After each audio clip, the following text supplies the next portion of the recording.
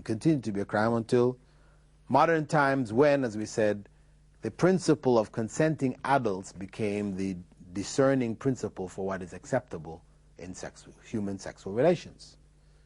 As long as people were consenting and they're adults, then it's okay. Rape is out, child sex is out. Consenting adults, whatever they do, it's their business.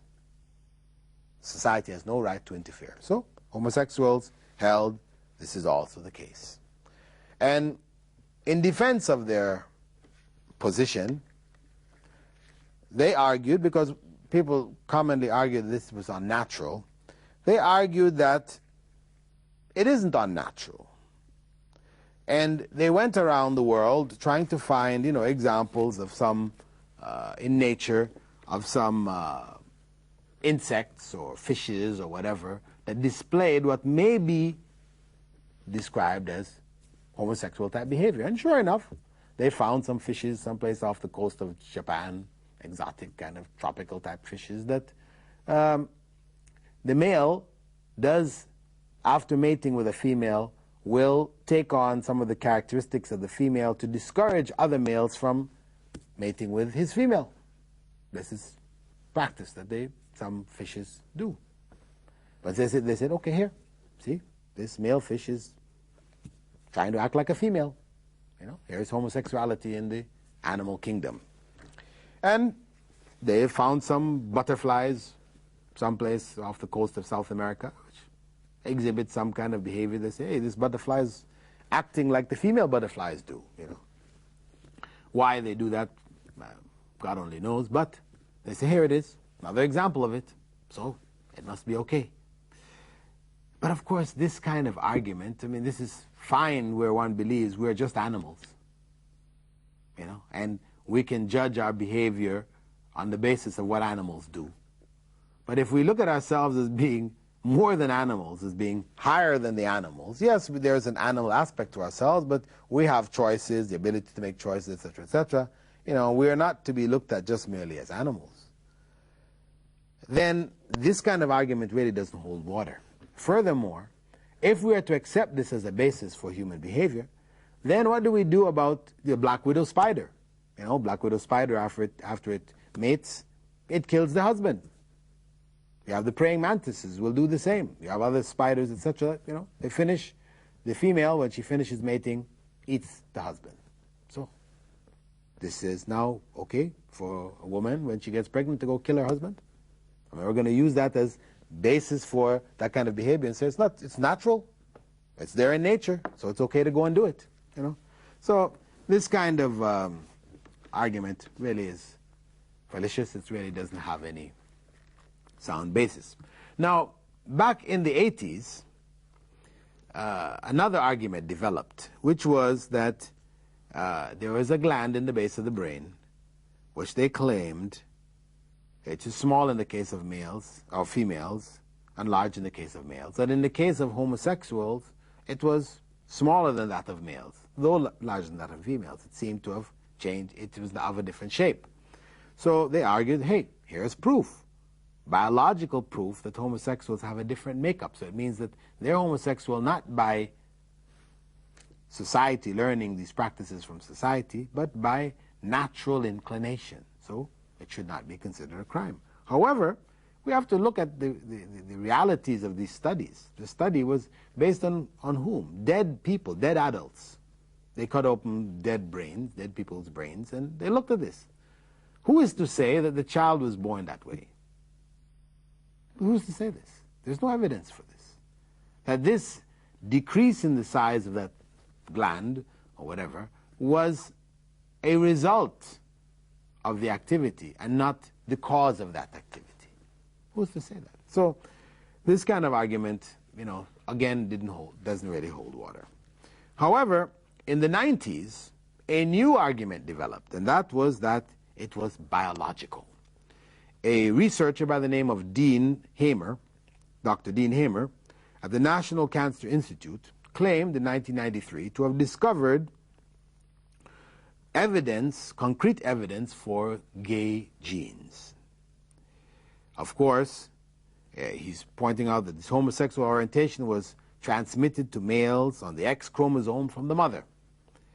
And his findings was published in the Journal of Science. It's a prestigious journal. And this publication transformed his colorless career as a government scientist into a dynamic media personality. He wrote his own memoirs and everything. He was shown on television, talk shows. He even went to Colorado. They were having a decision about a law which was being introduced. It was called Proposition 2, which is an anti-gay proposition. He gave expert testimony in the, for the genetic origin of homosexuality, to put down this law. Now, the reality is that though his study was published in the Science and was on the front page of the newspapers all across the country in the West, nobody followed up what happened after. Actually, when the University of Western Ontario tried to repeat his experiments, they could not find any linkage whatsoever between the X chromosome and sexual orientation. This was their own research. Furthermore, it was pointed out that Hamer's study lacked a control group, something which is a fundamental principle for scientific research. How could that article have been published in Science? Because this is something which sells magazines. So without following their normal procedures, they publish this article, he's given fame, well, he's a scientist, cancer research, whatever. But the reality is that it lacked basic elements of scientific research. Among them, it did not have a control group. And the Chicago Tribune in 1994, this is 1 year after publication of Dr. Hamer's findings, reported that a junior researcher in Hamer's laboratory who assisted in the gene mapping in his homosexual studies said that he selectively reported his data. She was then dismissed, though she was a PhD student, in her postdoctoral fellowship at, she was a doctor doing a postdoctoral fellowship at Hamer's lab. She was kicked out because this was not popular. This is not something which people wanted to hear. And even this report in the Tribune is no longer front page news. This is reported, some pages down the line. So when the study came out initially, it was front page news. Everybody knew about it. And that's what stayed in people's minds. The different challenges that came to it, people didn't hardly know about it. So till today, you'll find people coming and saying, yeah, it's been proven genetically. Because they remember that. They didn't remember that his assistant said, hey, he doctored his data. And so much so, her claims were substantiated by the National Institutes of Health when they investigated her claims, and she was given another position in a different lab. And Hamer, who was himself very coy about his own sexual orientation in his memoirs, he later admitted that he himself was gay. He himself was a homosexual, promoting this. So his scientific study was shot down within a year. But the vast majority of people, even till today, 6 years later, don't even know about it. The other point that should be noted is that when as a consequence of this practice, AIDS spread through the society, and it spread beginning with the homosexual element, and people wanted to say, well, hey, this is, divine retribution. This was thrown aside. No, how can it be? No, we cannot say this. This is something which happened. We don't blame it on, God is punishing people. But from Islamic perspective, yes. The Prophet, may God's peace and blessings be upon him, had said that when, fornication, adultery, and homosexuality become widespread in the society, that there will appear amongst the people ailments sicknesses which were unheard of before, which their foreparents never knew of. And this is exactly the case of AIDS. Yes, it began with them. Of course, it did spread to bisexuals afterwards. People were involved in both heterosexual and homosexual activity. And then it also spread now amongst the heterosexuals. Of course, because they're the majority, so it's going to spread amongst them. Spread amongst who amongst them? Amongst those who are involved in illicit sexual relations. Those people who are married, stay within marriage, this doesn't spread. Even people who practice polygamy, who have more than one wife, it doesn't spread. It only spreads when a man or a woman has sexual relations outside the bounds of marriage.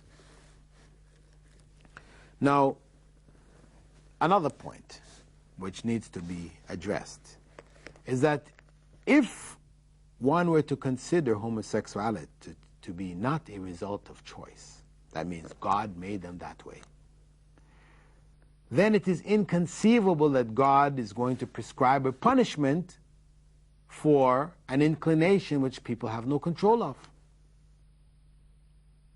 So, no matter what evidence is brought, and there may be some scientific evidence brought in the future, which actually does establish some kind of inclinations, but we can find people arguing that there are inclinations for pedophilia, inclinations for rape, inclinations for murder. You know, you find scientific researchers saying, hey, you know, maybe it's related to genes and this, that, and the other. People have these inclinations, but we can't run a society on this basis, that people are excused simply because they have inclinations.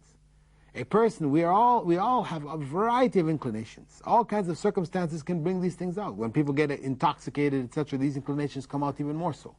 However, we still have the ability to say yes or no. And that's what the punishment is for. In Islamic law, the punishment for homosexuality is no different from the punishment for adultery, fornication.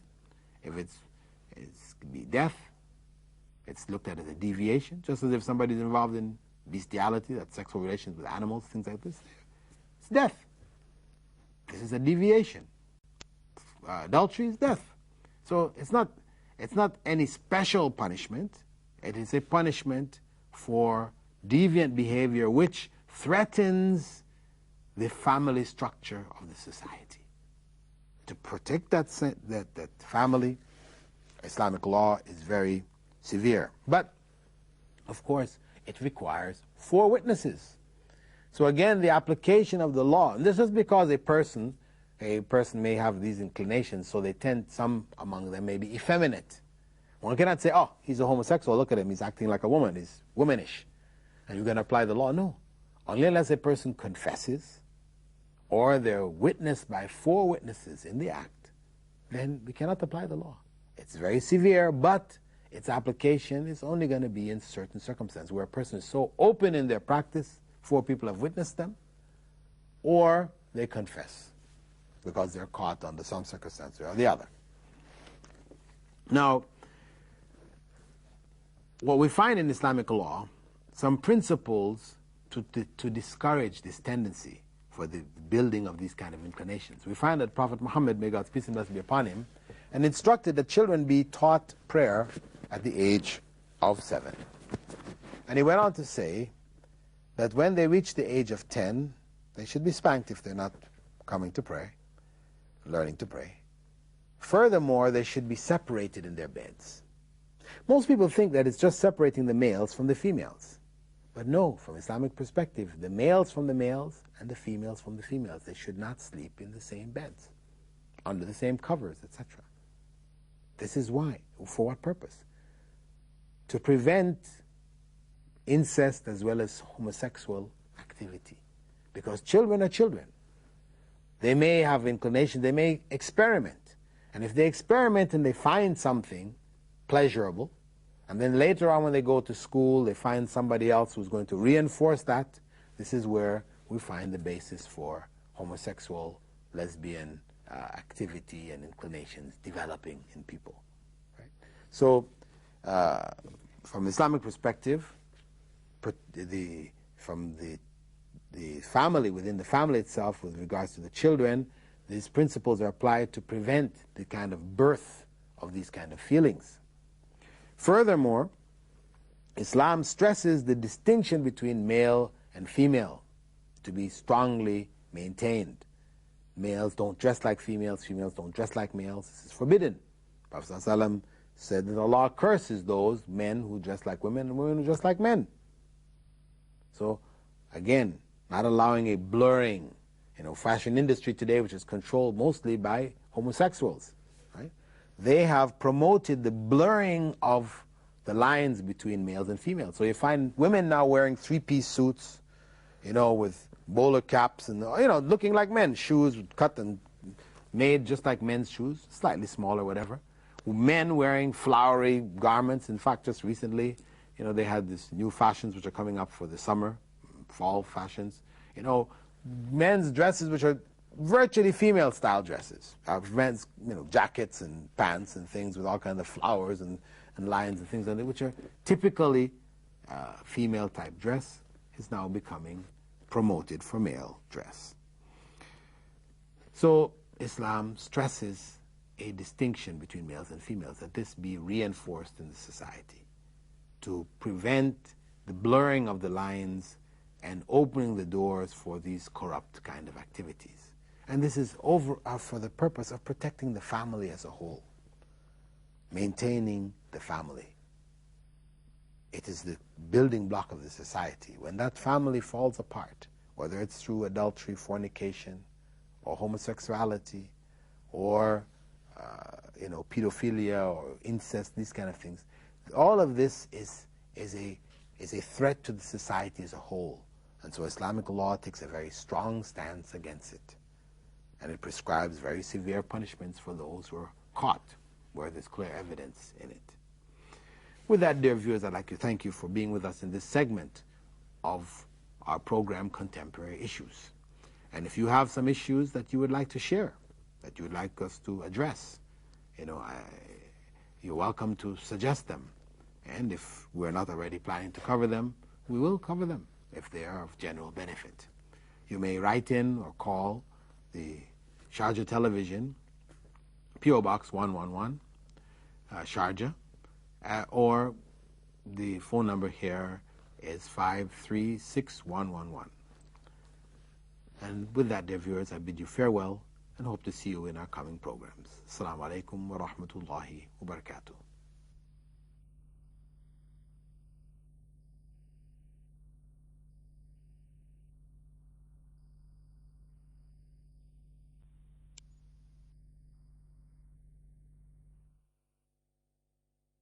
أعوذ بالله من الشيطان الرجيم. بسم الله الرحمن الرحيم.